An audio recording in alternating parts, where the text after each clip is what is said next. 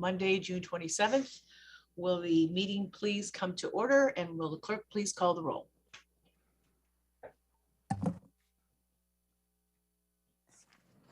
Councilmember Peterson. Here. Councilmember Sawant. Present. Councilmember Strauss. Present. Councilmember Herbold. Here. Councilmember Lewis. Present. Councilmember Mosqueda. Present. Councilmember Nelson. Present. And Council President Juarez. Present. 8 present. Thank you, Madam Clerk. Moving on, we will go to approval of the minutes. If there's no objection, the minutes of June 13th will be adopted. Not seeing or hearing an objection, the minutes are adopted. I will go to the President's report. I have some rather lengthy ones today. Well, actually, not too bad. On today's agenda, we have a proclamation for signature recognizing the work of our City Clerk, Monica Martinez Simmons, upon her retirement. We also have 3 executive sessions, which taken together are expected to last about 45 minutes. On tomorrow's agenda, the consent calendar will include the minutes and the payment of the bills, as well as 1 appointment recommended by the Finance and Housing Committee. We will take 1 vote on all items of the consent calendar, as you all know. And if those of you want to pull one of those or remove one of them for consideration separately, please let us know. I'm sorry, we'll take that up at the end of the agenda. Following the consent calendar, we'll be voting on 6 items. 1, acknowledging the receipt of Initiative 134 by our city clerks. Number 2, reconsideration of Council Bill 120342 regarding Montlake Playfield Agreement, which had been recommended by the Public Assets Committee. Number 3, an ordinance regarding reimbursement for moving expenses. We'll also be voting on 3 items considered and recommended by the Transportation and Seattle Public Utilities Committee, including the appointment of Andrew Lee as the General Manager and CEO of Seattle Public Utilities, and 1 item from the Economic Development Committee, and 3 items from the Housing and Finance. Information on all of these items are available on the online agenda. Moving on to section 3 of our agenda, signing of letters and proclamations. Today, I'm bringing forward a proclamation for signature proclaiming Tuesday, June 28th as Monica Martinez Simmons Day. I will lead the discussion on this proclamation for any additional feedback before I request signatures be affixed to the proclamation. I just briefly want to share that we put together a proclamation, and I just want to share a few tidbits, and then we'll go through it tomorrow where all of us can say, I'm guessing, very kind words in appreciation to our clerk, Monica Martinez Simmons. Just some quick notes here. Monica Martinez has been with the office of the clerk since July 2010, the first Latina to hold the office of city clerk in Seattle, who joined the city of Seattle in a distinguished career as the city of Henderson, Nevada. Her time as Seattle City Clerk, Ms. Martinez Simmons served under 6 council presidents, worked with 22 council members, swore in 126 city officials, and was responsible for oversight of 576 city council meetings, and worked with 5 mayors. I will share the rest of my information and great words for Monica tomorrow, but I just want to give you an idea of what the proclamation consists of, and I believe you all have that in your went to your inbox Friday. With that, is there any other comments or discussions on the proclamation? And then you'll have an opportunity tomorrow to expand more. Okay. Not seeing that there is no further discussion on the proclamation, will the clerk please call the roll to determine which council members would like their signatures affixed to the proclamation proclaiming June 28th, Monica Martinez Simmons Day? Madam Clerk? Councilmember Peterson. Yes. Councilmember Strauss. Yes. Councilmember Sawant. Yes. Councilmember Herbold. Yes. Councilmember Lewis. Yes. Councilmember Mosqueda. Yes. Councilmember Nelson. Aye. And Council President Juarez. Aye. 8 signatures will be affixed to proclamation. Thank you. We will now move on to the preview of city council actions. And let's see, we will start, this is the lineup for today and tomorrow. It will be Councilmember Peterson, Sawant, Strauss, Herbold, Lewis, Mosqueda, Nelson, and then myself. So let's, Councilmember Peterson. Thank you, Council President. Good afternoon, colleagues. On tomorrow afternoon's full City Council agenda, there are 3 items from our Committee on Transportation and Seattle Public Utilities. All of these items were recommended unanimously by our committee. Council Bill 120345 is request from the Seattle Department of Transportation to grant final approval to vacate a portion of 29th Avenue Southwest and Southwest View Street to facilitate the installation of a storage facility adjacent to Port of Seattle land in West Seattle. In August 2017, the City Council granted conditional approval, and the petitioner has met all those conditions. Council Bill 120346 is a request from Seattle Public Utilities to grant a temporary easement and a smaller permanent subsurface easement to King County for a narrow tract of land on the east side in Bellevue for the main purpose of constructing and maintaining a sewer line. The committee also unanimously recommended that the full council approve Mayor Harrell's nomination of Andrew Lee to become the permanent general manager and CEO of Seattle Public Utilities, which, as you know, it's a $1.3 billion enterprise with over 1,400 employees. This is appointment 02194 on the agenda. Please note that we did follow Resolution 31868 in considering and recommending this highly qualified nominee. I encourage my colleagues not fortunate enough to serve on that committee to vote in favor of Andrew Lee tomorrow afternoon. Our next Committee on Transportation and Seattle Public Utilities is scheduled for next Tuesday, July 5 at 9:30 in the morning. At that July 5 committee, we plan to discuss and vote on a joint resolution with the mayor on recommendations regarding Sound Transit's West Seattle Ballard Link extension routes and stations.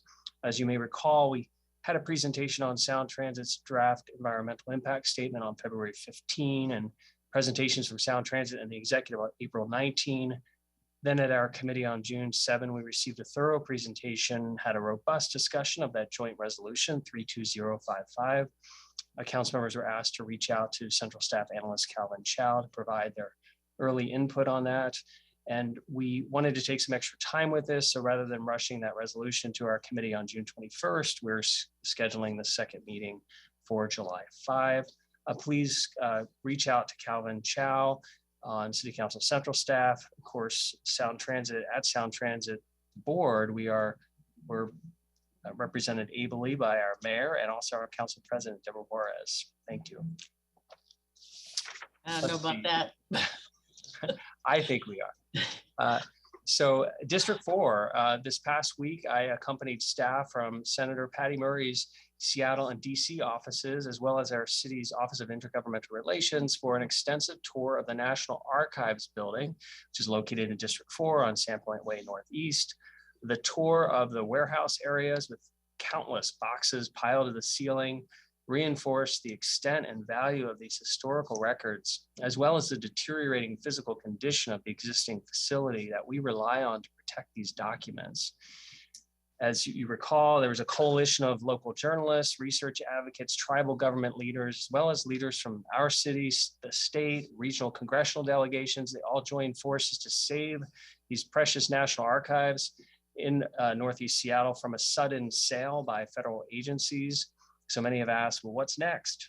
So I'm happy to report that U.S. Senator Patty Murray has answered that question in a big positive way by recently requesting up to $98 million through the congressional directed spending process, also known as earmarks, for an archives facility in the Seattle area. The request is a little bit vague at this point, so she has maximum flexibility. And of course, it has to survive the competitive appropriations process in DC. But the good news is that there's a large chunk of funding that's being pursued. I also visited the recording studio for 101.1 FM radio, which is located at the entrance of Magnuson Park in District 4. Former council members Gene Godden and Sue Donaldson interviewed me for their radio show, which has one of the best titles of any radio show. It's called The Bridge. And I answered questions about city budget, public safety, and of course, bridges. 101.1 FM radio has a fun variety of music information broadcast widely from its home in Magnuson Park. So be sure to tune in to 101.1. Oh, we will. Also at Magnuson Park, I joined the director of the Department of Neighborhoods, Greg Wong, for a celebration of the growing community garden at the park. which we of course refer to as a pea patch.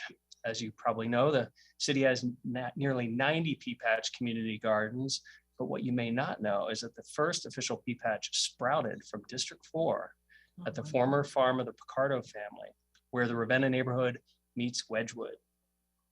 Fresh produce from the community gardens helped to supply food banks throughout the city. And lastly, I attended the lively Seattle Pride Parade yesterday, which was full of proud marchers and colorful crowds showing their strong support for each other on a sunny day in downtown Seattle. And that concludes my report. Are there any questions before I turn it over to Councilmember Sawant? I have one. I have a couple. Yes, Council President. Well, first of all, Council Member Peterson, thank you for taking the time and working with me on the resolution with Calvin Chow regarding the West Seattle Ballard link and all the other issues. I know we're still working through that, and thank you for the compliment, but you've been the one that have done the work with Calvin. We've done some of it, but thank you for that. And I hope to learn some more before you get to a vote, which I think you say it's scheduled on the 5th. Yes. Okay. Is that a hard date on it? Because we're not voting on Sound Transit till we hope the 28th, but is that standard? I think the thought was, we'll definitely make sure you have everything you need about what Calvin is working on. Right. And then I understand the expansion committee meets on the 14th. So I think that was the thought process, to skip the June 21st committee meeting and are having it on the 5th, but that's at least before the July 14th expansion committee. So if you vote on the 5th, and it would come to full council on the 12th? Or whenever you want. I mean, at that point, it's obviously totally up to you when it actually comes to a full council vote. I'm just trying to deal with the committee, what's in the committee. Okay, well, let's just keep talking on that timeline. Okay, the second thing is, thank you for the update. We had also gotten a call from Senator Murray's office regarding the archives building and the $98 million budget request.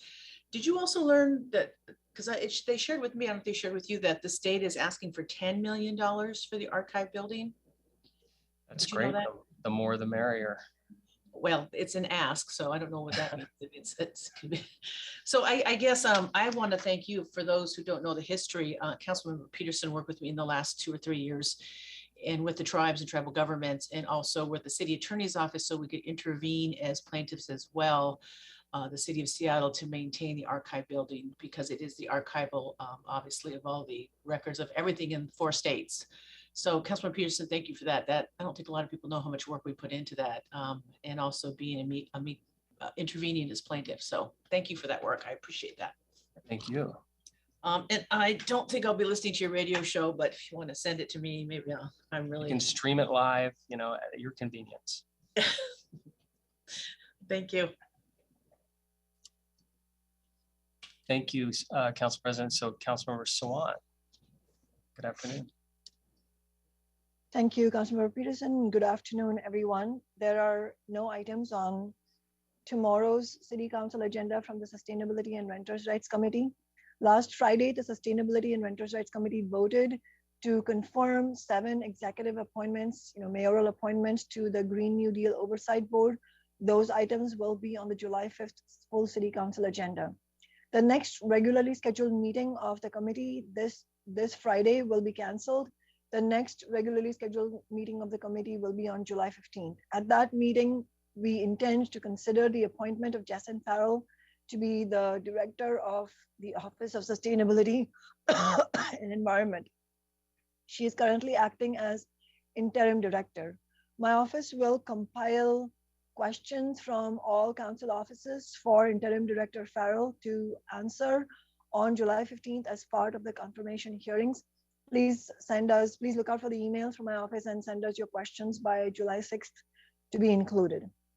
Last Friday, my office organized a press conference alongside UAW 4121 and the Resident and Fellow Physicians Union at the University of Washington to announce legislation in response to the single biggest attack on women, queer and pregnant people, and reproductive rights in most of our lifetimes, when the right-wing Supreme Court issued its Dobbs decision overturning Roe v. Wade. We must make Seattle a sanctuary for women and pregnant people and their doctors and other care providers facing persecution for seeking and performing abortions anywhere in the country. Laws violating basic bodily autonomy and criminalizing reproductive health care are fundamentally unjust, and our movement should not allow Seattle to be complicit. The City Council Central staff are, under direction from my office, drafting legislation to prevent Seattle police from arresting people, either patients or care providers, for outstanding warrants related to anti-abortion laws around the country. The legislation uses the same legal approach as Seattle's Initiative 75 in 2003, which made enforcement of marijuana-related offenses the lowest priority for Seattle police. Basically, the legislation is saying that police should only look into abortion-related arrest warrants after there are no more jaywalkers in Seattle, effectively never. Let anyone threatened by draconian anti-abortion laws come to Seattle without fear of persecution. If the City Council passes my office's legislation, which I hope it will, to make Seattle a sanctuary for abortion rights, and if people around the country are facing prosecution because they have had an abortion or because they are an abortion doctor or other care provider, they can come to Seattle. If they can make it here, the warrant for their arrest will not go away, but police in Seattle will effectively be instructed not to act on that warrant. I also urge the Washington State Legislature to similarly pass urgent legislation to make our entire state a sanctuary for pregnant people and their care providers. As Martin Luther King Jr. said, one has a moral responsibility to disobey unjust laws, and aiding the legal persecution of people seeking or providing this basic right would be deeply unjust. As I mentioned in the past, I also urge Mayor Harrell and all city officials to include in this next city budget, in the upcoming city budget, funding to make abortion in Seattle free for anyone fleeing states that have criminalized reproductive health care and for all Seattle residents. If Mayor Harrell does not include this in the proposed budget, then my office and the People's Budget Movement will certainly propose a budget amendment for this funding to be funded by increasing the Amazon tax that our movement won in 2020.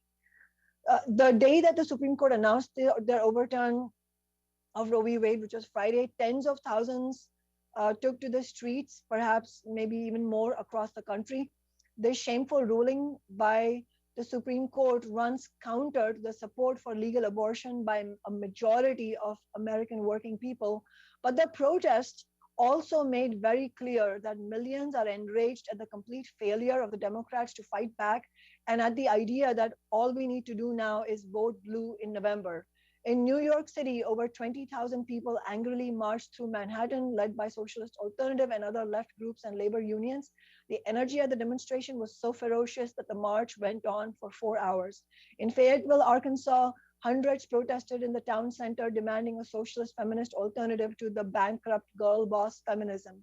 In Houston, where Socialist Alternative put out a call for mass protests at the federal courthouse, 5,000 people turned out.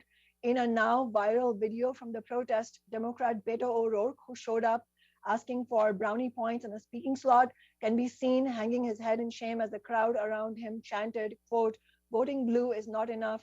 Democrats, we call your bluff," end quote. In Seattle, also, thousands of people marched and demonstrated.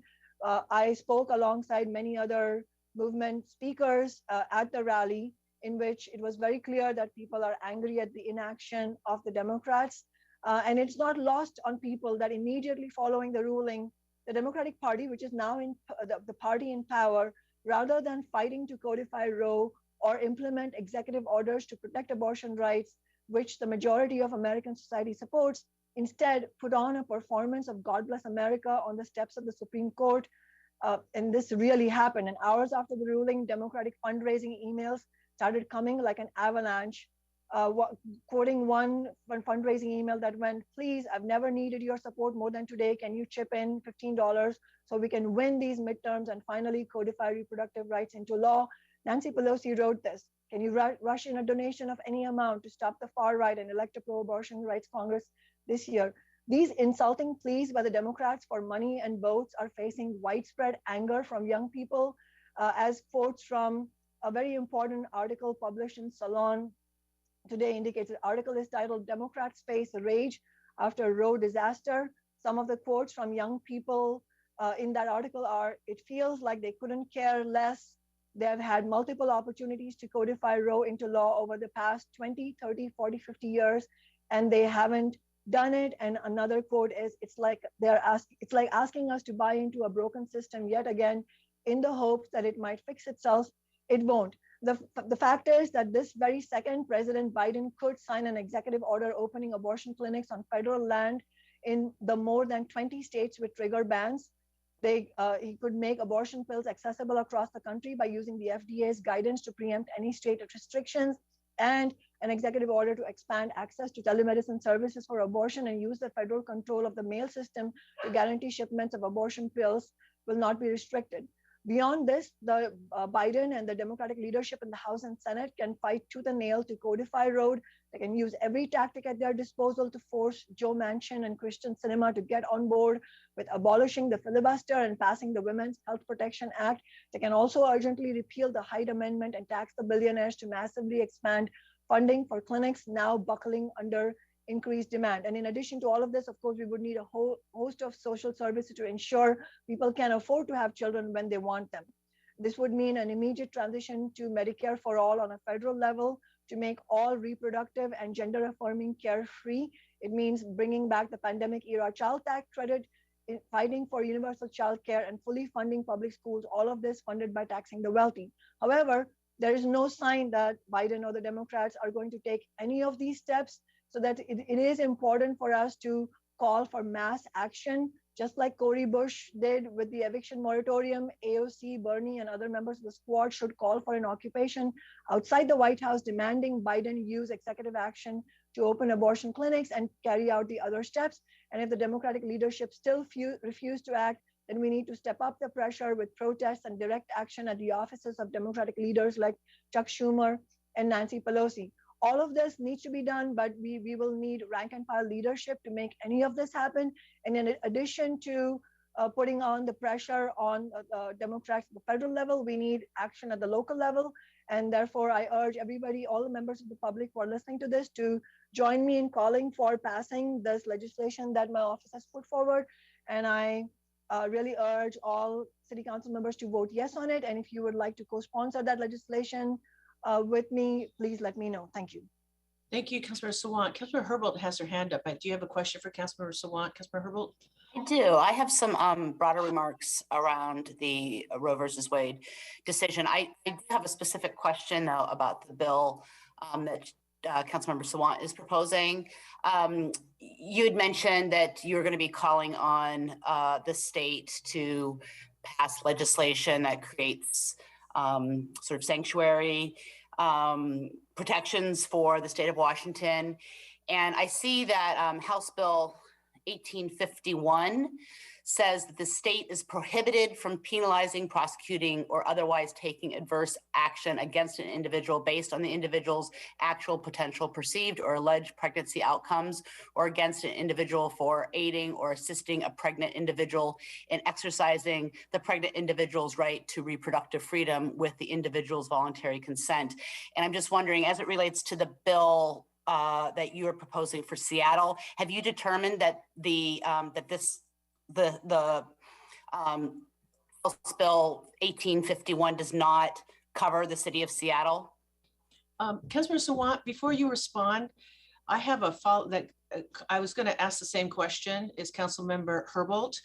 The law that she's referring to was passed in March of 2022, and she just read it. We all were briefed on that. And what I was going to add to that, if you could respond, is that 30 years ago, the city or the state of Washington had passed Initiative 120 in 1992, which is a state law protecting abortion rights. So we also know that the governor Inslee yesterday or the day before is proposing an amendment to the Washington state constitution to protect a woman's right to choose or to obtain an abortion. So we have two laws already on the books. We have another one coming from the state, and we already know of the 21 states that have legalized abortion. Washington state is one of those. So is your office working or looking at those laws as well, so we're not duplicating what's already on the books? Thank you for those questions. I will, of course, make sure that my office looks into all of this. But as far as my knowledge at this moment is that the bill 1851 is not about warrants. The legislation that my office has put forward is specifically along the lines of the marijuana related initiative 75, which mandated that Seattle police should put the lowest possible priority on any marijuana related offenses. That is exactly the approach that we are using in this legislation. So it is about the approach to warrants. 1851, House Bill 1851 is not about warrants. It's about people coming to Seattle to have an abortion. And all of those laws, I believe, that were mentioned are about abortions that are performed in Washington state. But the legislation that I've put forward is not about abortions themselves, but it's about the warrants that are outstanding from other states. Okay. Okay, well, I look forward to seeing it. Councilmember Herbal, did you have anything else? Nope. Okay. Thank you, Councilmember Sawant. Councilmember Strauss. Thank you, Council President, colleagues. Starting off, happy Pride. Excited to be here with you. We do know that summer has arrived, no matter what the weather is, because the annual solstice parade in Fremont was a huge success. Thank you to all the partners who made this happen without a hiccup, to all the participants who dressed up, dressed down, made floats or pushed the floats, and especially to the Fremont Arts Council for their stewardship of this event every year. Councilmember Nelson, thank you for your assistance in making sure no hiccups occurred. This is the only parade in Seattle where motorized floats are not used, and it makes for a spectacular show. Additionally, with 4th of July coming up, I've been working with SDOT to increase bridge operators from 1 bridge operator to 3 operators, so that departing boats from South Lake Union who need the bridge to raise don't have to wait for the operator to run from one bridge, drive from one bridge to another. I don't think we're going to make them run, to allow for traffic from Lake Union to clear. And also thank you to the Coast Guard for allowing us to clear vehicular traffic ahead of it, vessel traffic.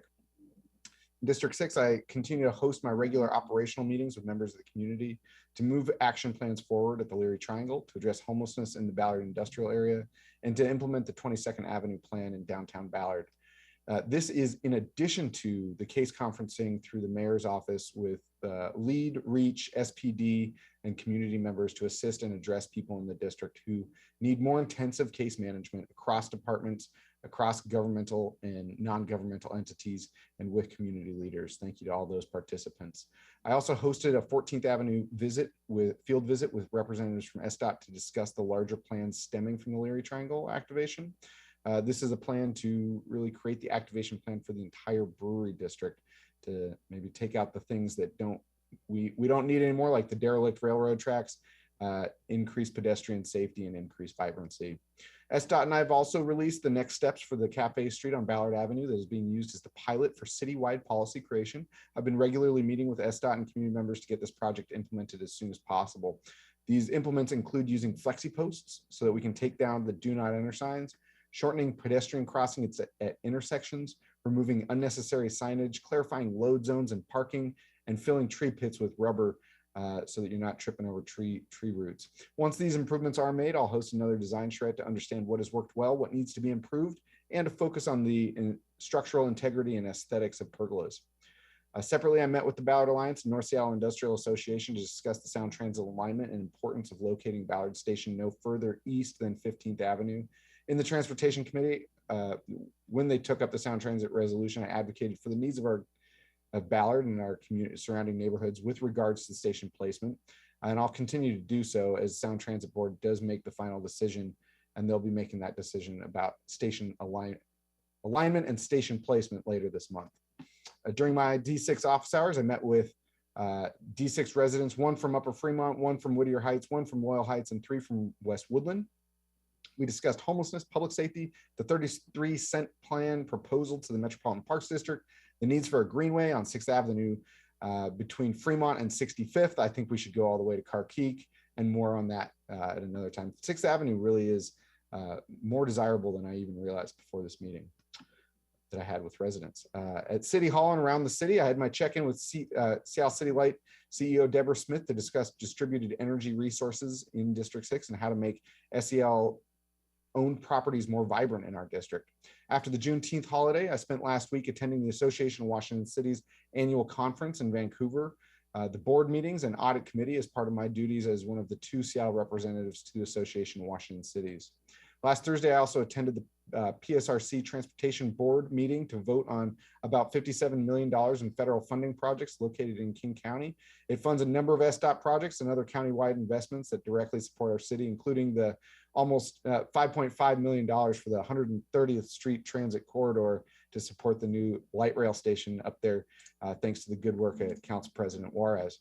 This coming week in City Hall and around the city, I'll be meeting with the Muckleshoot Tribal Council to hear their thoughts on how the tribe and the city can work together to strengthen relations. I will also be traveling to the Skagit with Seattle City Light with Mayor Bruce Harrell and Councilmember Nelson to represent the city of Seattle in government-to-government meetings with leadership from the Swinomish Indian tribal community and the Upper Skagit Indian tribe regarding the federal energy regulation relicensing of the Skagit hydroelectric project. And I'll be joining Council President Juarez later today at the award-winning Seattle Channel's Council Edition after council briefing. From the Land Use Committee, there are no items from the Land Use Committee on this week's full agenda. There is one item related to land use on this week's introduction and referral calendar. It is adding SDCI floodplains 3rd extension for the interim regulations ordinance to today's IRC. In July, colleagues, we voted on this. Now this will be the 3rd time extending the window for the floodplain regulations so that we can meet FEMA's updated flood insurance rate maps for King County. These updated regulations are necessary to remain in compliance with FEMA and the National Flood Insurance Program. In 2021, we extended those interim regulations for an additional year to allow SDCI to create those permanent regulations. Those permanent regulations have now been drafted and are currently being challenged with a SEPA appeal from our dear friends at the Port of Seattle. We do indeed love our friends at the Port of Seattle. So we need to extend these regulations. We did so in February 2022. So this will be back before full council. The next meeting of the Land Use Committee will be on Wednesday, July 13th. Council President, colleagues, that is my report. Any questions, friends? Did I make it under 10 minutes? No. I tried. I didn't clock myself this time. Yes. I'll do better next time. Well, with that, our dear friend, Councilmember Herbold, you're up next. Take it away. Thank you so much. So the items on the full council agenda, not coming from my committee because it's going directly to full council, but being sponsored by me, is Council Bill 120351. This is the follow-up legislation to implement the bill I sponsored, requesting that the Seattle Department of Human Resources update personnel rules to allow the city to pay the relocation expenses of a broad range of salaries, not just the top tiers, as is the current rule.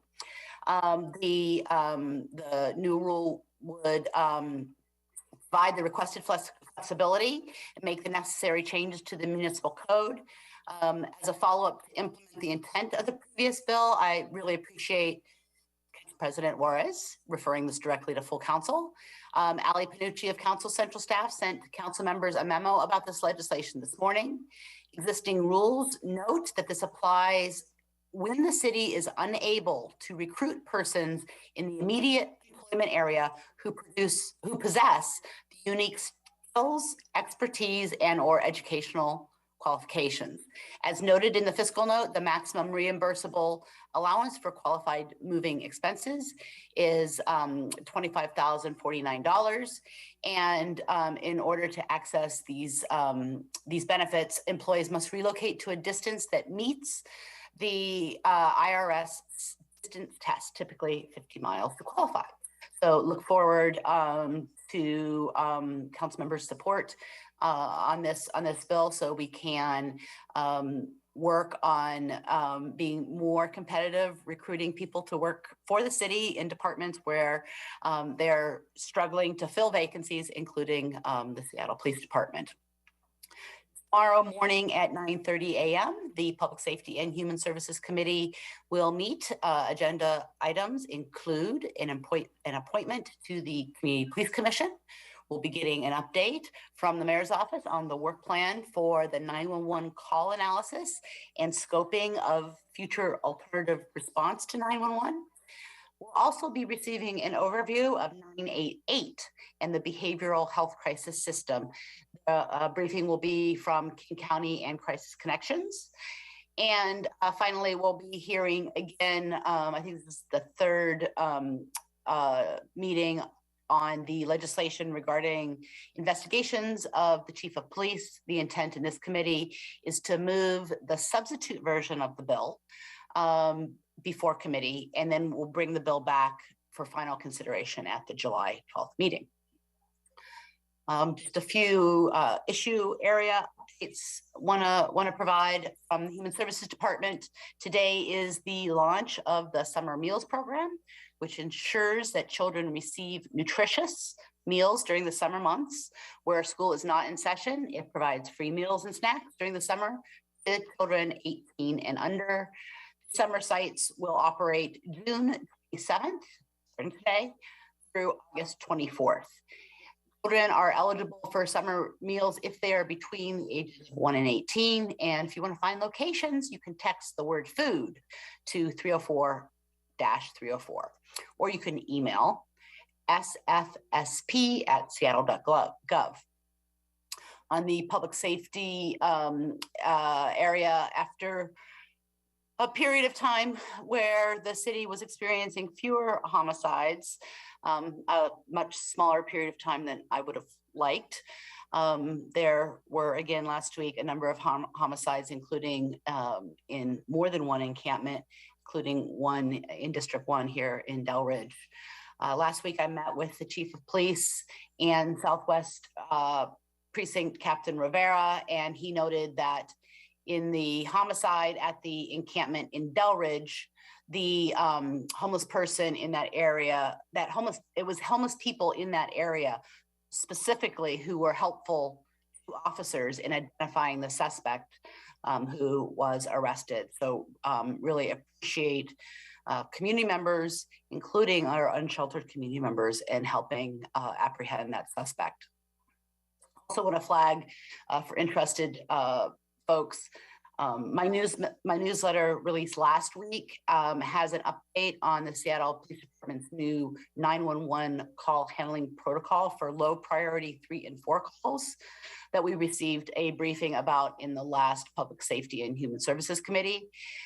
There had been some reporting that I didn't feel clarified the ways in which the new approach is intended to be an improvement over the old priority call handling protocol, and so really wanted to add some additional clarity about those specific improvements in the new approach that SPD is taking on.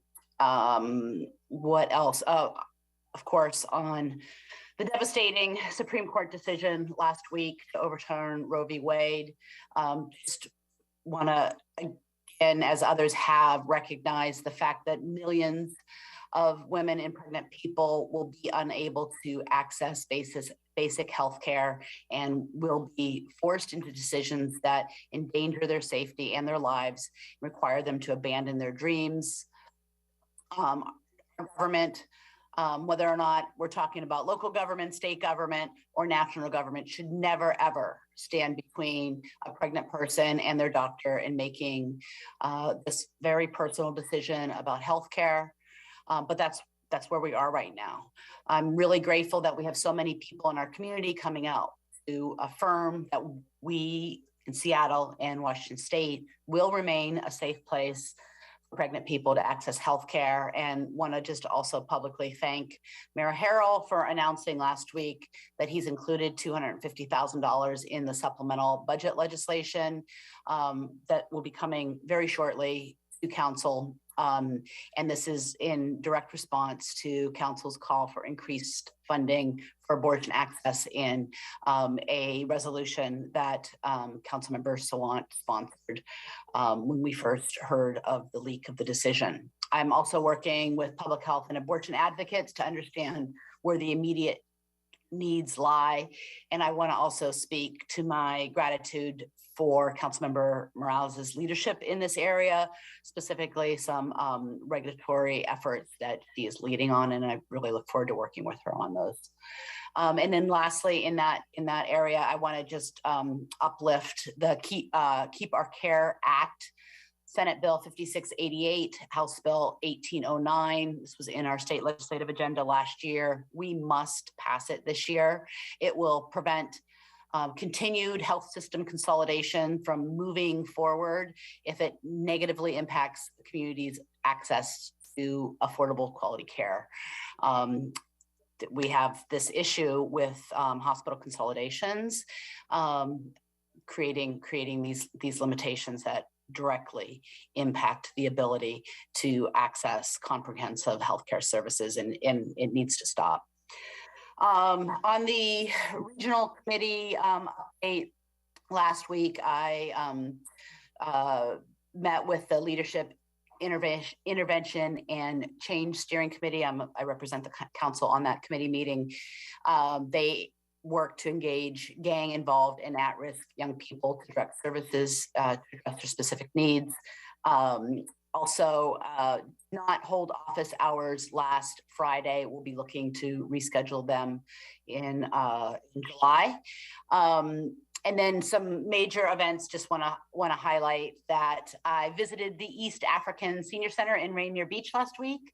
Since I worked on the effort to get the East African Senior Center funding this year, they invited me to visit the Rainier Beach Urban Farm and Wetland site for a home-cooked Ethiopian meal and to meet the East African elders and the staff, which were able to be hired thanks to the council's funding, and had a wonderful chance to see the program in its full bloom. And I promised folks that I would share the news of my visit with my council colleagues. So on Saturday, I spoke at the Highland Park Improvement Club Reset Summer event at the Riverview Park to support efforts to rebuild the facility that burned a year ago on Saturday.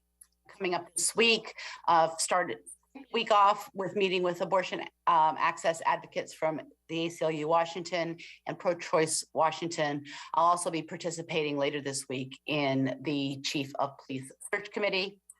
And I think that's all I have. Do any of my colleagues have questions or comments? Seeing none, I'll pass it on to Councilmember Lewis. Thank you. Thank you so much, Councilmember Herbold, and good afternoon, everybody. There is one item on tomorrow's full council agenda from the Public Assets and Homelessness Committee, Council Bill 120342. This council bill was kicked forward from last week's full council meeting, with a group of only 6 council members assembled. The council was unable to reach the necessary 5 present and voting members for passage, although a majority of council members present did vote in favor of the council bill. So Councilmember Morales was kind enough to make a motion for reconsideration and allow us to reset this council bill this week. And I appreciate Councilmember Juarez working through the logistics of getting that taken care of so that we could reconsider the bill in a timely manner.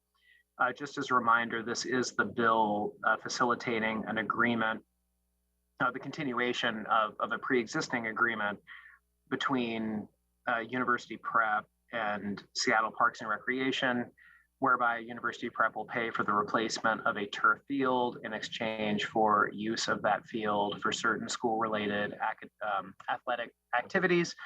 And otherwise, the field will be available for the general use of the public per times set by Seattle Parks and Recreation. The arrangement also comes with a commitment from University Prep, new from the previous arrangement, whereby they will provide 50 hours of programming for the community at that location and beyond. So we will be reconsidering that bill at tomorrow's full council meeting. As a reminder, that bill did pass with a unanimous recommendation of 4 council members from the committee recommending passage of the bill and with 1 abstention. So I look forward to the reconsideration of that bill and a discussion tomorrow afternoon. This week,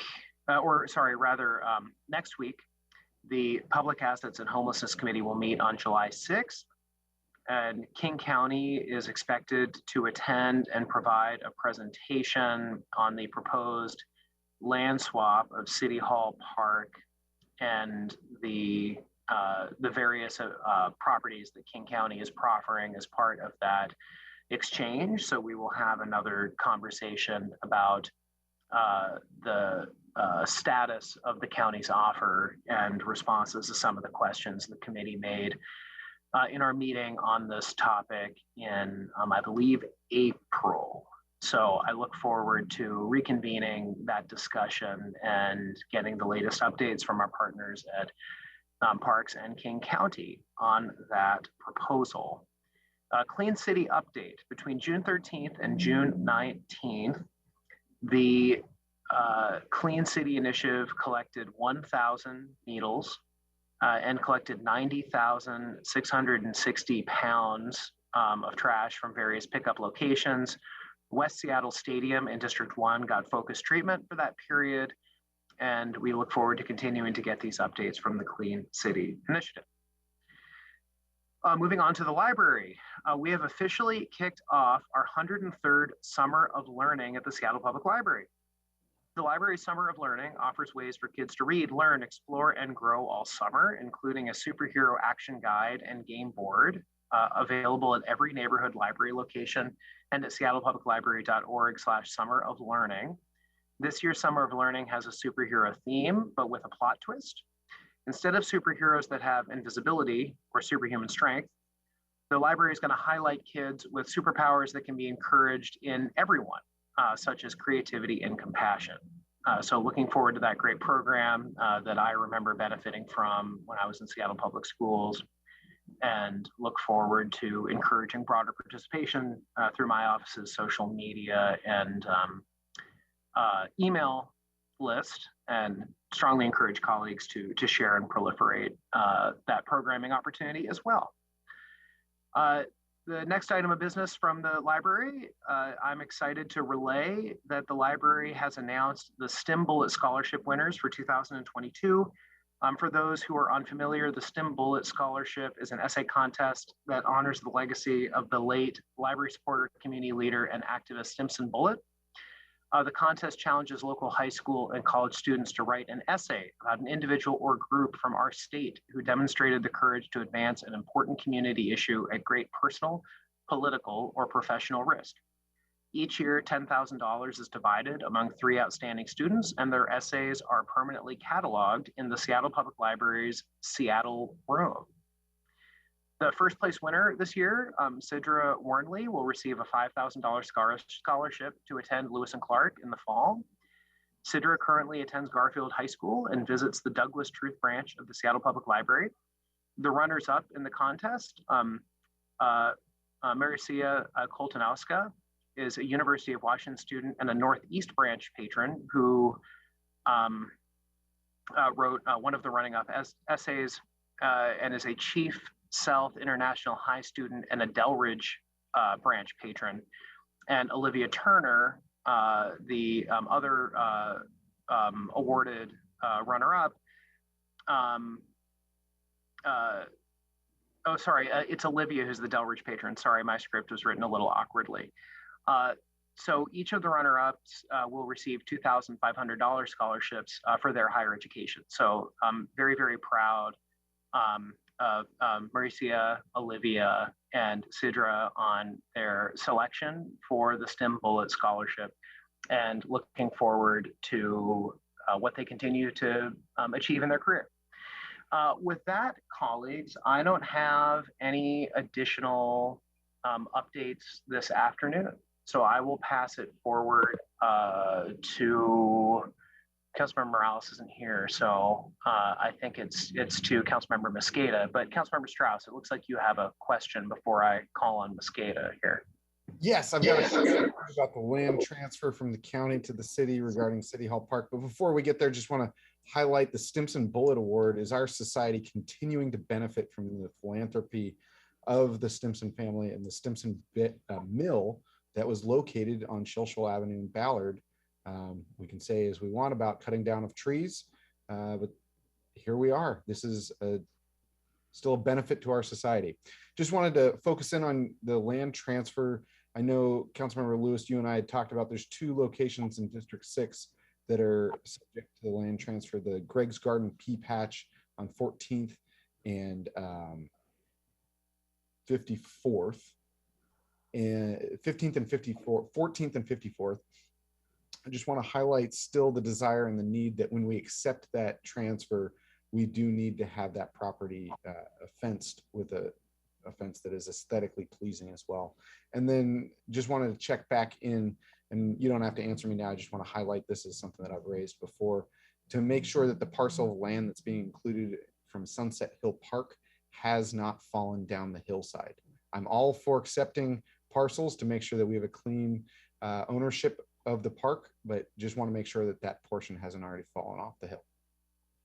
Thank you, Councilmember. Yeah, thank you. And I am hoping, Councilmember Strauss, that we will get a better understanding of the nature and condition of the parcels being proffered by the county as part of this discussion.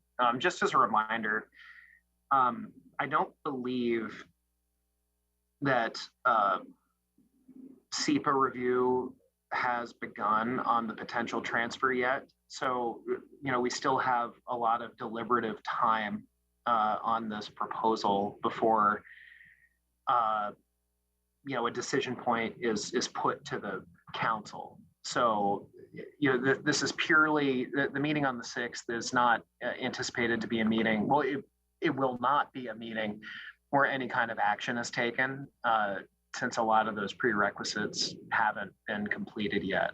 This is just an opportunity to get some additional information on some questions that were left outstanding from April. And certainly one of those outstanding questions was kind of the state and nature of some of the parcels. And hopefully we'll get updates along the lines, Councilmember Strauss, of what you indicated. So thank you. Okay, see. Council President, did you have a question? Oh, Councilmember Mosqueda, turning it over to you.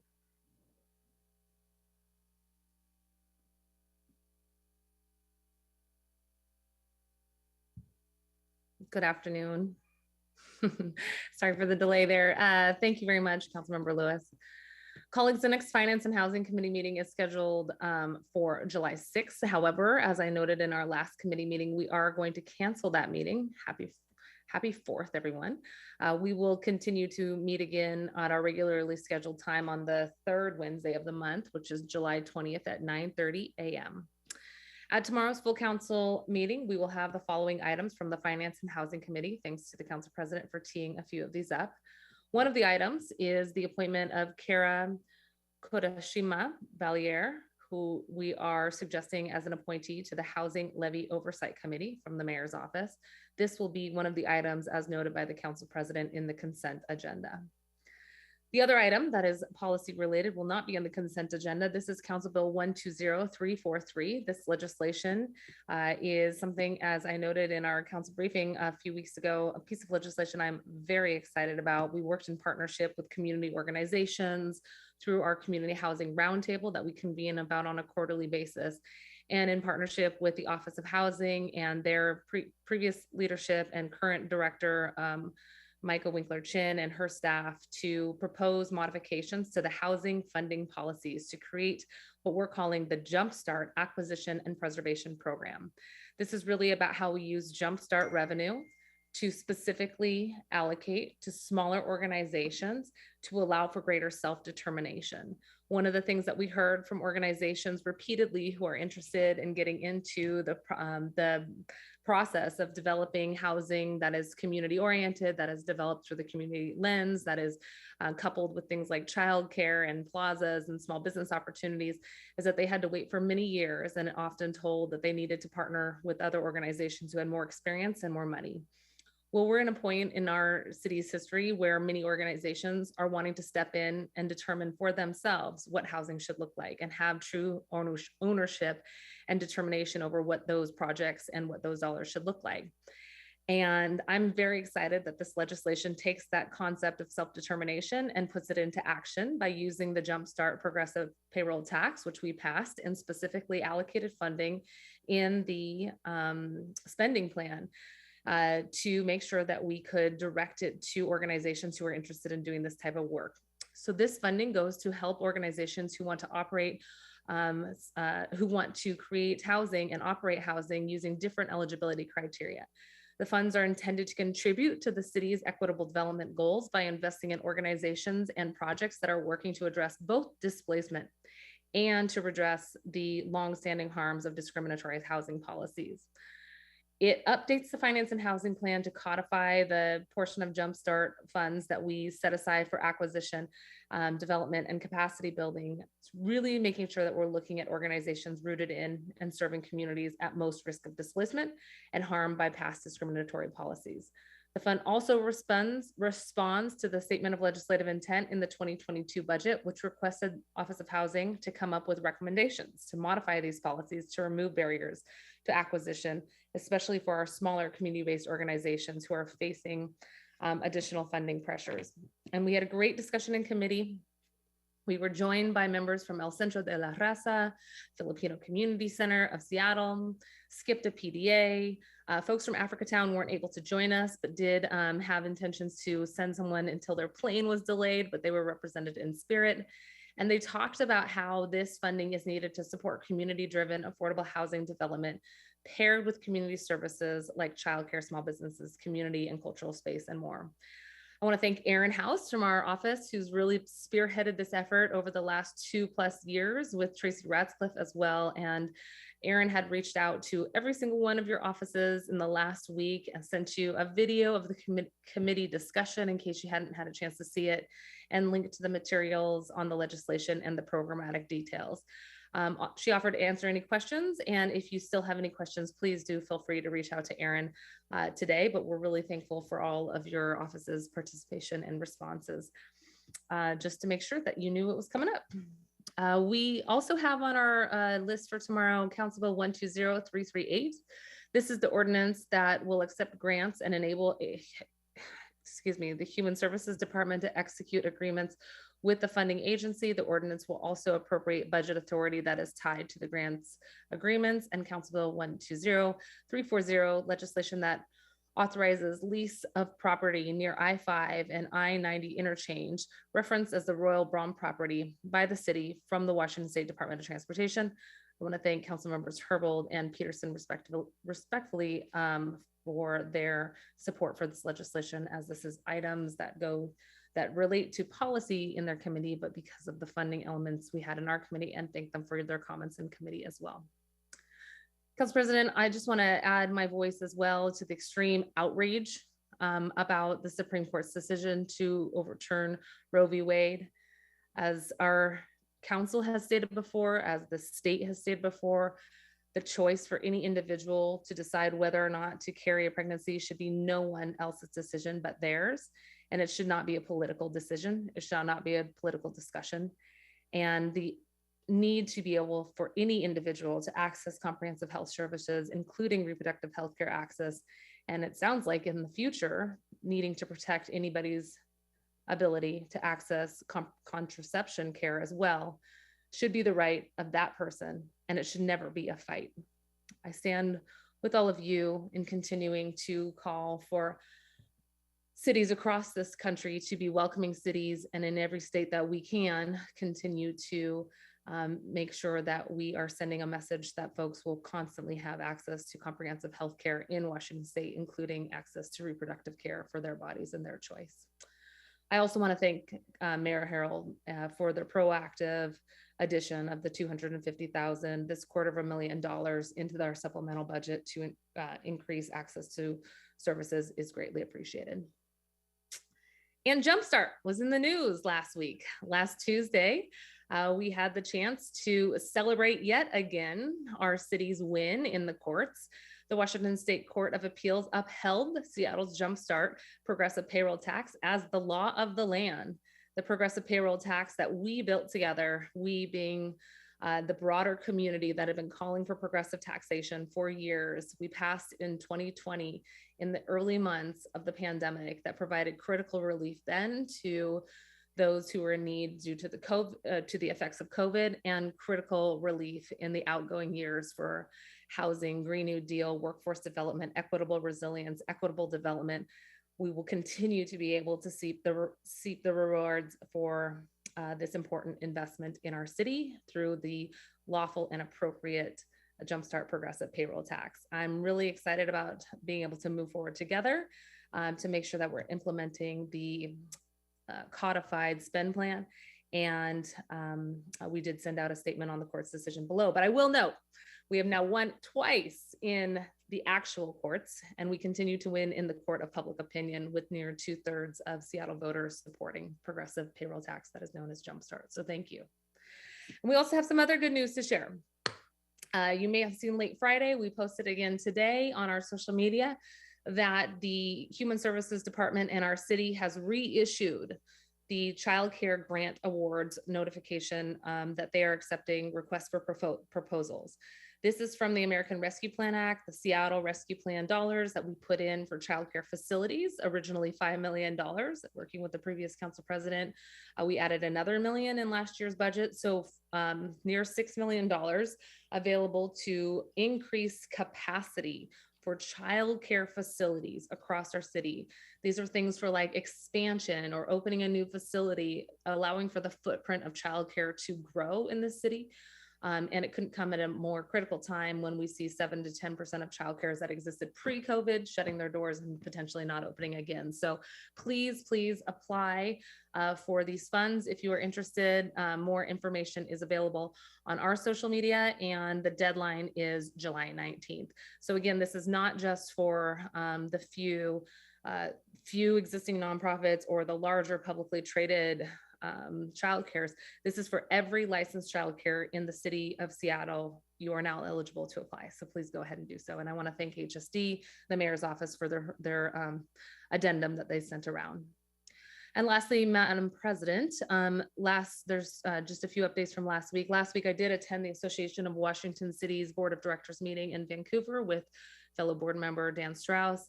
I expressed concerns again for the 5th year in a row. We've seen the Association of Washington Cities lobby against City of Seattle priorities, whether it's voting rights, the ability to have scooters, key TAM labor protections, housing density and zoning changes. We need to have a better process moving forward to ensure that we are not paying for an association that is directly lobbying in contradiction to what the city of Seattle has prioritized. And as we said that, I want to continue to extend a welcome to the new CEO, the now 6th CEO and first woman in the 89-year history of the Association of Washington Cities.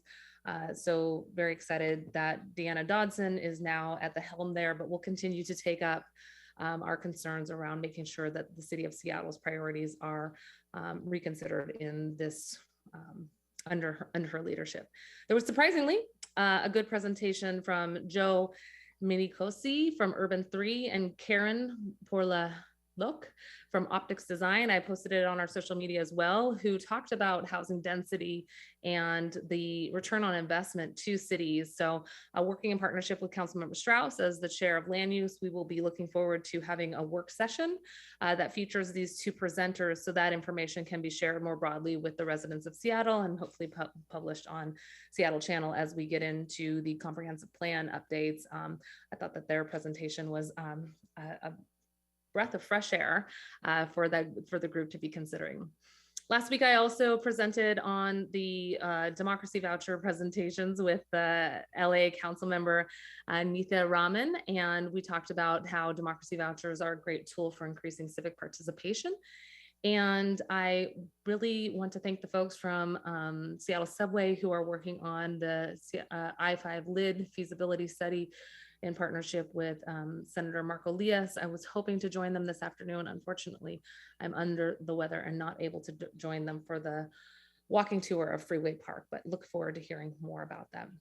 Madam President, on July 20th as well, we will have a quick overview of the May 4th materials that we covered. I know there's been some coverage lately of the possible budget deficit that Seattle is facing. It is not 117 million for this year, but we will go over those same materials that we discussed on May 4th, and we will hopefully have more information at that July 20th meeting leading into the August revenue forecast. So folks, I know that there's some concern that those articles have raised, but please note that we will have more opportunities in the next 4 to 6 weeks to have a more accurate picture for what it means for us in 2023. And with that, I am done.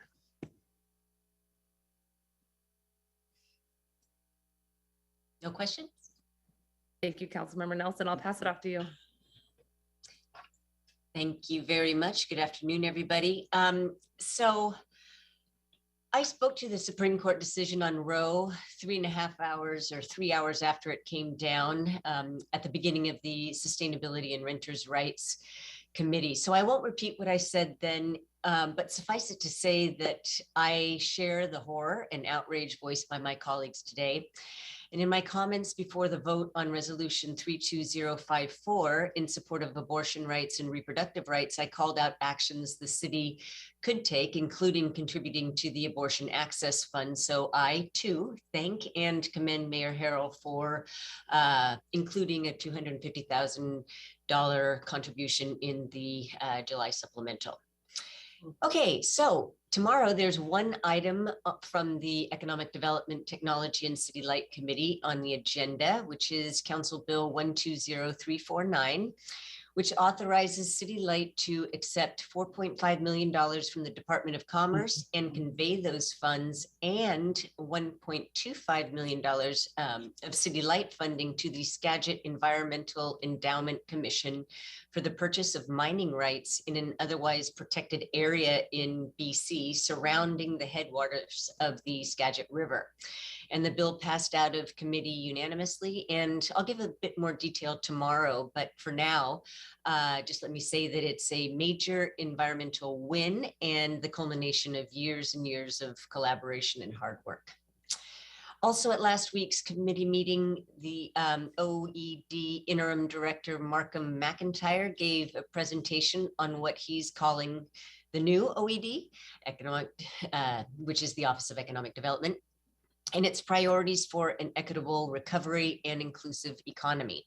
And then finally, we had our first discussion of City Light's 2023 to 2028 strategic plan and rate path. And we'll have our second discussion and possible vote at our next meeting on July 11th. City Light is setting up briefings with members of the committee, and they're also happy to meet with and answer questions from other council members. So let me know if you would like that, or Eric McConaughey, and we can facilitate that.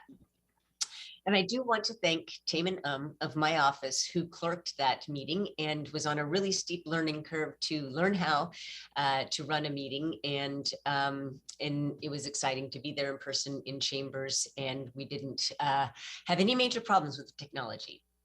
All right, some meetings of note for the past couple of weeks. On July 15th, I attended a Friends of the Waterfront event for about 50 people or so. And many of them were new to Seattle and didn't know much about Waterfront Seattle. So I spoke about the economic benefit of our transformed waterfront once it's completed, and I'll just give the couple high points. There will be $288 million of ongoing economic benefit that just from the Waterfront Seattle operations, maintenance, and programming, and that's not including visitor spending and the benefits of that. There will be projected 2,300 permanent jobs it'll support, and $103 million of wages it'll generate just for the operations and maintenance. So it was just nice to be invited to speak, but also to learn about the status of the project. And they are giving tours. If anybody is interested, Friends of the Waterfront is happy to set that up for you. And it's just really interesting to think that pretty soon we'll be able to walk 5 blocks and enjoy the natural beauty of the sound and mountains at our transformed civic front porch. All right. Then on Thursday, June 16th, I met with representatives of the Port, North Seattle Industrial Association, Recreational Boating Association, and American Waterways operators, speaking on behalf of the Save the Harbor Patrol Coalition.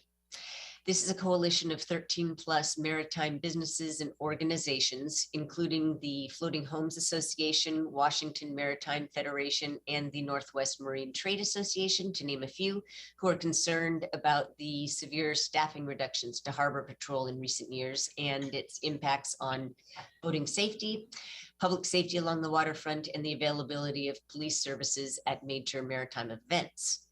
So just some background, before 2020, Harbor Patrol had at least 26 specially trained officers deployed on those on 3 boats. And there are now only about 18 officers staffing 1 Harbor Patrol boat. This is a division of SPD, by the way. And historically, they've been responding to about 6,000 calls a year, but we're anticipating a sharp increase due to the fact that sales of recreational boats soared during the pandemic. So there are a lot more boats and inexperienced boaters on our water. And then plus stand-up paddle boards and kayaks continue to be very popular in Lake Union and also in Lake Washington. So that's the foundation of their concerns, and the coalition requests an increase in 1 more boat this summer and the eventual restoration of 3 going forward. Additionally, the coalition requests that the city put in motion the fully funded study sponsored by Councilmember Strauss in last year's budget, designed to help ascertain proper Harbor Patrol staff levels and equipment needs going forward. And Council President, I will refrain from engaging in any policy discussion at this point. All right, in case you missed it, on June 16th, FIFA made its long-awaited announcement that Seattle will be one of the nation's host cities for the 2026 World Cup.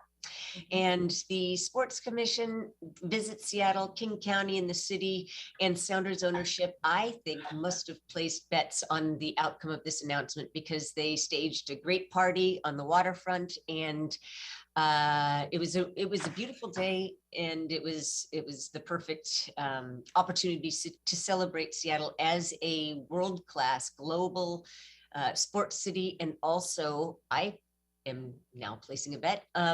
Also celebrate our home team, the Sounders, and their sure win of the championship. Anyway, just kidding.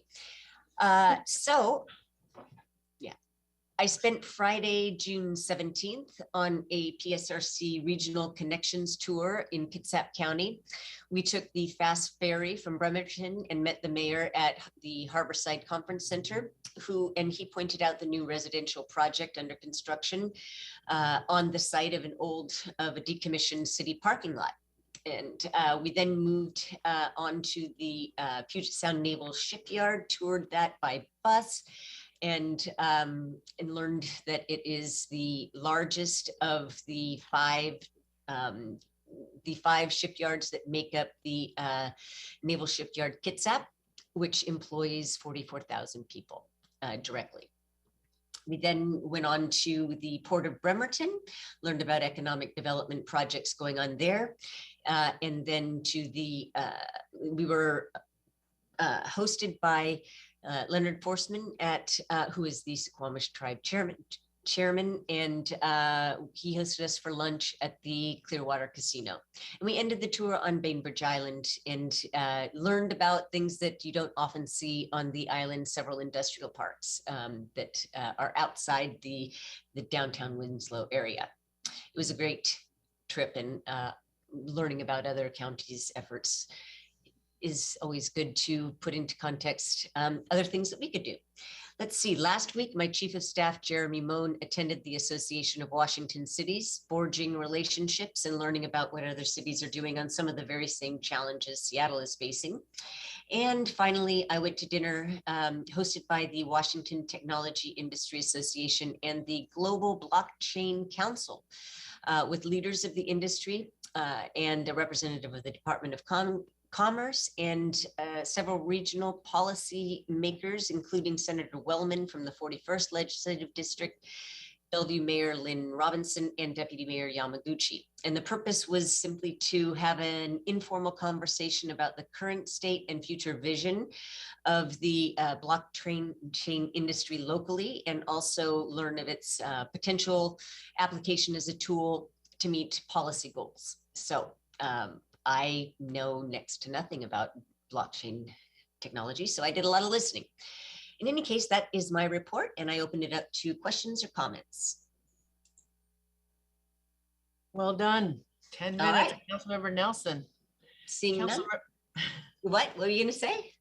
I said, well done, Councilmember Nelson, under 10 minutes. So Councilmember Mosqueda is under the impression that she has rollover minutes when she's not here. And no, you don't. So Yeah, I am 2 weeks into there. wants to be able to roll those minutes. So it's not like the old phone plans. They don't work like that. Council President, I thought it was 10 minutes per week. No.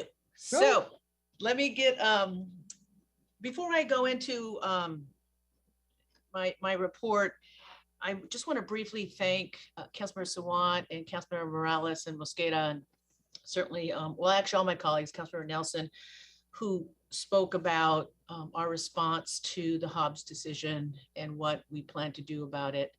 I think Roe v. Wade came out in 1973 and I was 14.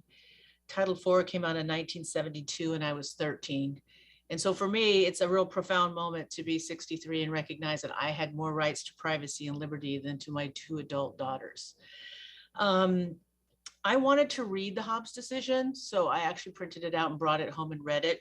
And without going into everything about what I thought and thinking about it and trying not to listen to all the talking heads over the weekend, I think the thing that struck me, a lot of things struck me, but on 2 levels, on intellectual and a personal level. On an intellectual level, Justice Alito's language about a woman's right to obtain an abortion was not an essential component of quote unquote ordered liberty.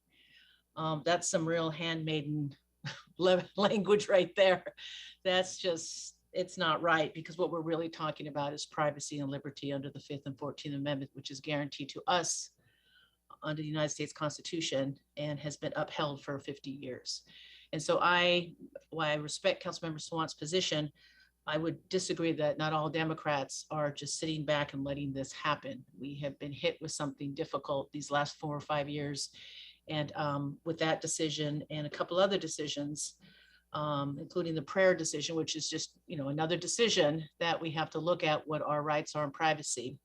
On a more personal note, those of us that have bear children and have daughters that are having children and are going to move forward, in our allies and our men, I don't think we can look away from the arguments on both sides about the sanctity of life. I was raised Catholic, so I understand that position. Do I always agree with it? No. But I would hope that some of these discussions that we could both look to each other's humanity and understand each other's position about life, but that as a foundation, we start from a medical perspective, from a foundational basic fact perspective, before we go into a political morality discussion. I find that what's troubling to me is that the good thing is we still have 21 states where the right to obtain an abortion still remains legal. I think what's scary to me is that we have these 13 states with trigger laws that the minute Hobbs came down, those triggers will kick in. And people from other states, as Councilor Sawant pointed out, will be coming to states like Washington, Oregon, and California to obtain their right to an abortion. And it'd be our job to stand there to help with access and costs and making sure that no one is prosecuted for people exercising a right that is ours. The other part is that what saddens me is that there are still 16 states that are going to hold abortion illegal, even in the case of rape and incest. And those of us that have been a victim to rape understand what that means in a very profound way. And some of the things that I've heard about how people believe that you can't get pregnant if you're raped, or all these other crazy things. Again, it just underscores to me just pointing out that we have to have some basic facts to discuss this very important issue and what's going to happen with our country. I don't want to say anything more about it. I'm quite frankly still going through some of the dissenting opinions and by the other three justices. Very alarmed at Justice Thomas' words and some of the things that he said. And I quite frankly think they were terror driven to scare us. And I'm hoping that people aren't afraid. If you're not, you don't have to be a lawyer to read this, but I think it's important to read it and to understand it. And I appreciate the central staff that sent out an email Friday about those of us that wanted to talk about it, that we could. I know that we are a nonpartisan Seattle City Council, but we certainly are allowed an opinion about how we feel about the law. And as we shared earlier when Councilmember Herbold brought this up, this state did pass an initiative in 1992 protecting a woman's right to an abortion. And then in March, we also passed another law to protect people getting an abortion and those that aid them. So I think our state is on the right path and will continue on the right path with those protections. And I think I just want to end with, we have to be honest about this difficult discussion and listen to both sides and try not to come at each other with anger or dishonesty or politics. And we need to hear arguments from both sides. And I keep saying that because it's important. And that we do look at the healthcare and the medical issues as a foundation to start those discussions. And, the bottom line is if you're a woman or man, nobody wants more abortions. That's not who we are. But we are going to face this. So I know that I'm looking forward to seeing what Councilmember Sawant is teeing up for us to look at and how we can work with the state to strengthen those rights and those protections and access. So I will leave it at that because I don't want to go over my 10 minutes. So I will go ahead with my report. There are no items from the Governance, Native Communities, and Tribal Governments Committee on tomorrow's council agenda. The next committee meeting is July 21st at 9:30. Last week, I sent each of my colleagues, all of you received the 2021 annual report of the Seattle Indian Health Board, also known as the Good Medicine Report. I also recently sent to each council member the Washington Indian Gaming Association's 2022 Economic and Community Benefits Report, which detailed the economic contributions of our 29 federally recognized tribes. One of the most impressive statistics offered by the report is that tribes create 1 in 86 of our jobs in our state. I want to thank my colleagues, some of you that mentioned that you'll be meeting with the tribes up north, not only on the dam issues. This is something that we've been working on in more than a land acknowledgement, that city council through the legislative branch actually works with tribes government to government in any field, any issue that's in your committee, and that you use sovereignty and understand tribal sovereignty as a tool to make our city better, whatever the issue is, housing, economic development, recreation, you name it. That's something that we can work with tribes. In regards to Sound Transit, I attended a Sound Transit Board of Directors meeting where we unanimously confirmed Julie Tim as the new CEO of Sound Transit. Julie Tim is the current director of the Richmond Transit Company in Richmond, Virginia. She'll begin on September 26th. I also attended the Sound Transit North King sub-area meeting where staff briefed me on improvements being made in platform safety, compliance to the Civil Rights Act, and options for the West Seattle Ballard Link light rail extension. And again, these are just options and refinements that we're still discussing. Regarding platform safety, Sound Transit recently announced a series of construction projects called Future Ready, with the first project in Columbia City starting July 11th. Starting August 19th, Sound Transit will be doing critical repair work to a second platform in Columbia City to make critical safety improvements to tile work and to prevent tripping and falls. Okay, riders should sign up for the Riders Alert at soundtransit.org to get further information on construction impacts when it becomes available. In other Sound Transit news, my staff toured the Chinatown ID with King County Sound Transit board members and met with business owners concerned about potential impacts, construction impacts when we do light rail.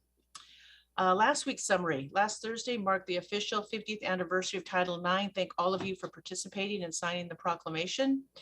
Our communications team did a great job getting the word out on social media. A big thank you to Jenny Gelder of Seattle Storm and Jackie McCormick of Rise Above.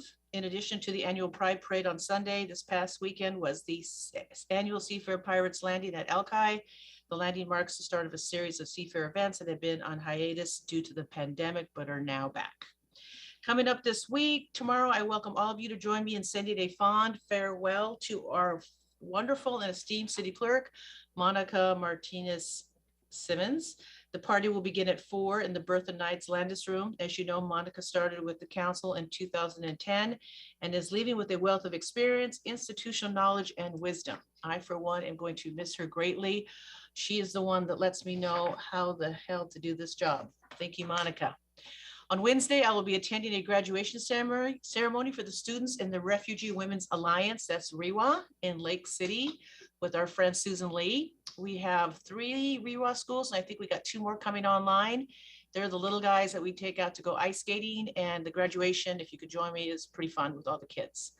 On Friday, I'll be meeting on site with representatives of North Haven. They've been a friend of ours since the day I was elected, a senior living community in Northgate, the Northgate neighborhood, regarding crime in and around their building. We've worked with them on upzones and other social programs and services. And they've just been a good friend to the city of Seattle and certainly District 5. And with that, that concludes my report. Is there any questions before I take this into executive session? Okay, not seeing any. Before I call us into executive session, I need to read this into the record to make it legal. As presiding officer, I'm announcing that the Seattle City Council will now convene into an executive session. The purpose of the executive session is to discuss pending, potential, or actual litigation. The council's executive session is an opportunity for the council to discuss confidential legal matters with city attorneys as authorized by law. A legal monitor from the city attorney's office is always present to ensure the council reserves questions of policy for open sessions. I expect the time of the executive session to end by, or at least go for 45 minutes. If the executive session is to be extended beyond that time, I will announce the extension and the expected duration. Madam Clerk, is there anything else I need to do? You're doing just fine, Council President. We'll wait for Eric to notify us that only authorized attendees are on the call. So please stand by. And I would also offer this. We have three different sessions. We don't need to pause between session 1 and 2 because the presenters and the attendees will be the same. But we will need to pause before session 3. Madam Clerk, let me ask you this, because we've done it 2 different ways. So can I adjourn now? And then if we need to, so I can just get that out of the way. Recording stopped. You could just state that the meeting will be adjourned following the executive sessions. I think the recording just stopped. I don't think we're on the air anymore. That's correct. We were on recording. Thank you, Eric, for stopping that. And I'm turning off chambers. Okay. Okay, well, I guess we're when to doing stop that. recording then.